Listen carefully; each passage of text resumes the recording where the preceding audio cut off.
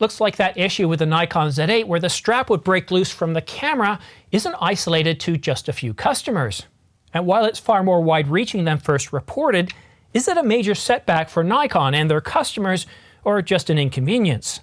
Stick around after this short break for all the details. But first, please do me a favor. Follow me on Twitter, which is now called X, but most importantly, please subscribe to this channel. It doesn't cost you anything, it really helps this channel grow, and it helps keep you up to date on the latest camera gear, news, and rumors. Several weeks ago, I reported that several Nikon Z8 customers had the strap breaking loose of the camera right where it joined at the lug. And sometimes it left parts inside the camera requiring a service repair. At the time, Nikon said they were going to look into the issue. Well now, according to Nikon rumors, Nikon has asked their distributors to test each camera before sending it out for retail. Nikon has asked each distributor to test each camera by yanking on the lugs while the strap's connected. Not surprising, but the distributors aren't too happy about it. I also heard that Nikon intends to test units for this flaw when it comes back from recall. However, when we look at this video of a distributor testing the camera, it doesn't look like they're yanking on it. It looks more like a wobble than anything else. And if you did buy the Nikon Z8, what I recommend before reaching out to Nikon is just doing what this video is showing you, just gently tugging on it and looking for any signs of abnormal wear, such as stress fractures. And if so, well, then definitely call up Nikon and say, hey, you've got this problem, and see what they have to say. Now, Nikon is still looking into this. We haven't heard anything official, and I really do hope that we hear something soon. And while Nikon has said they're looking into this issue, they haven't commented officially on any solution or workaround or the scope of the issue. And Nikon, if you're watching this video, and I know you are, please give us a little bit of feedback. I know what you're doing behind the scenes. You're trying to understand the scope of this, how many cameras it affects. Does it affect all Nikon Z8 customers? Is it a specific serial number range?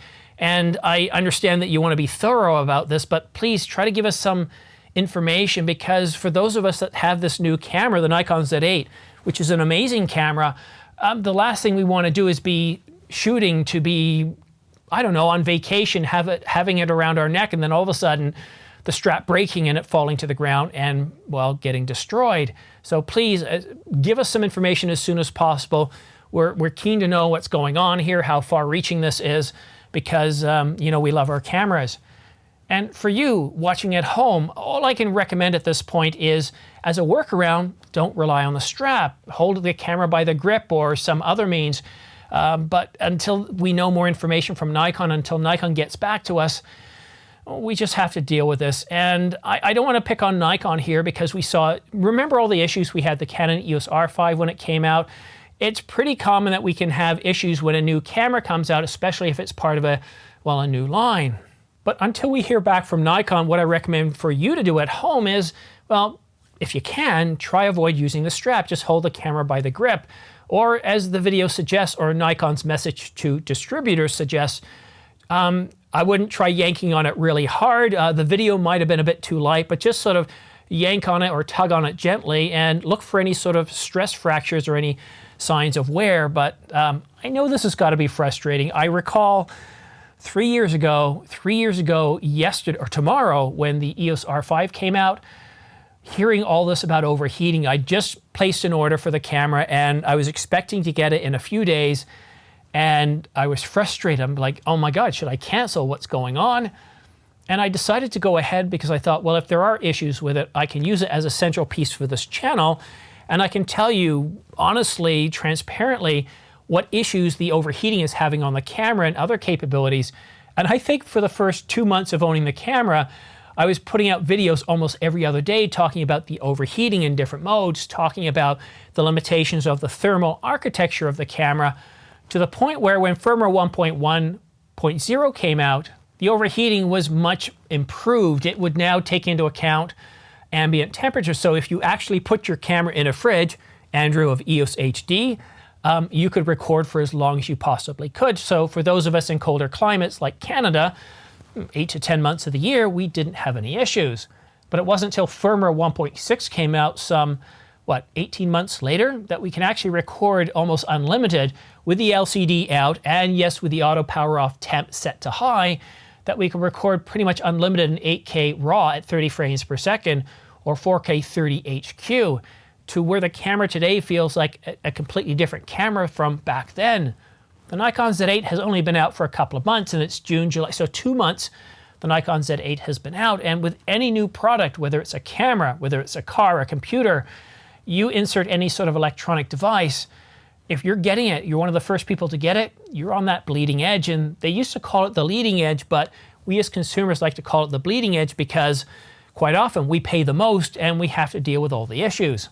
Wait a little while longer, 3 months to a year, and you quite often get it on sale, and well, all those issues have been fixed in firmware updates. So if you want to stay up to date on this issue, go ahead and subscribe and make sure you also choose all notifications. But I also recommend following me on Twitter, or AKA X. I'm calling it both right now because not everybody knows that Twitter's been renamed to X. So I think it was on the 17th is when we first heard of this issue. And when I got information that saying Nikon was looking into this, I didn't create a separate video because that one-liner really wasn't enough to justify doing a separate video. So I tweeted it out. So if you go ahead and subscribe to this channel, choose all notifications, but also subscribe or follow me on Twitter/X, then that way you can stay up to date on all the latest camera news and rumors, whether they're minor news and rumors or not.